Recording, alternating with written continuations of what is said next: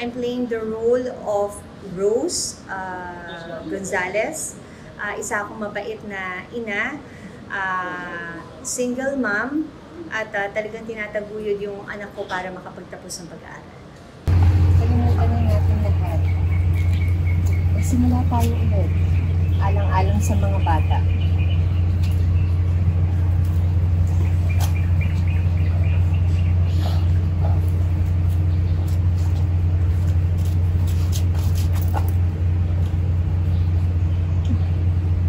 Realization sa story, gagawin mo talaga lahat para protektahan yung anak mo. Di bali nang ikaw ang maapi o ma-abuse, basta wag lang ma-abuse o maapi ang iyong anak.